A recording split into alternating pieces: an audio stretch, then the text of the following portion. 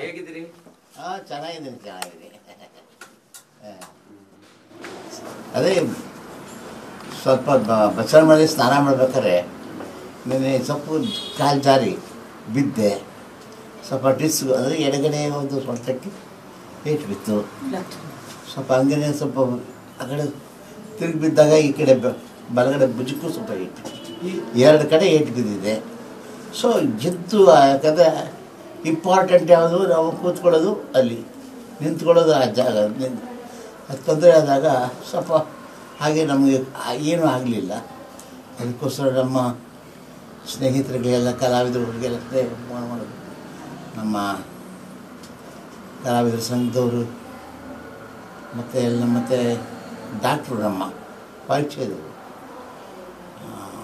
ಅವರು ಶಿವರಾಜ ಗೌಡರು ಬಹಳ ವರ್ಷಗಳಿಂದ ನಮ್ಮ ಪರಿಚಯ.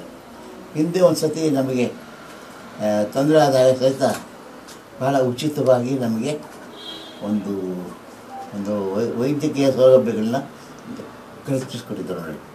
ವೈದ್ಯ ನಾರಾಯಣ ಹರಿಯನ್ನರಿಗೆ ಅದು ಸಾರ್ಥಕ ಅವರು.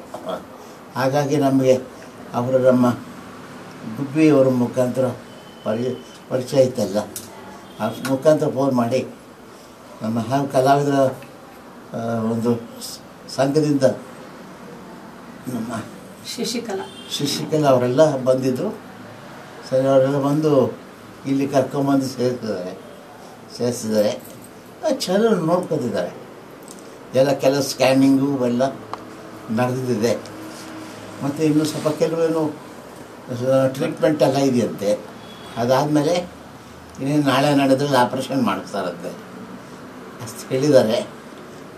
ಅಂದರೆ ನಾನು ಹೇಳೋದಿಷ್ಟೇ, ವಯಸ್ಸಾದ ಮೇಲೆ ಸ್ವಲ್ಪ ಬೀಳೋದು ಹೇಳೋದು ಸಹಜ.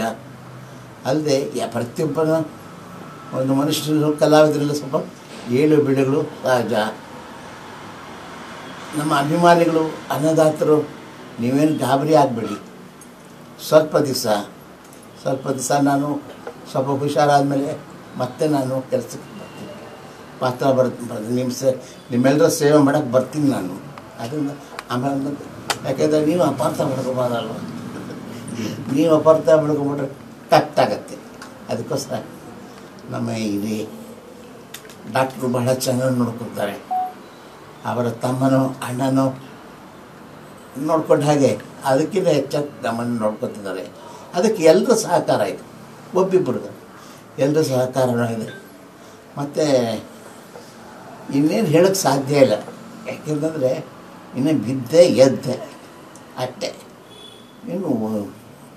ಇನ್ನು ಓಡಾಡಬೇಕು. ಅದಕ್ಕೆ ನಮ್ಮ ಸಂಪೂರ್ಣ ಸಹಕಾರ ಡಾಕ್ಟ್ರು ಮಾಡ್ತಾರೆ. ಅಲ್ಲಿಗೂ ಸ್ವಲ್ಪ ಕಾಯಬೇಕಷ್ಟೆ.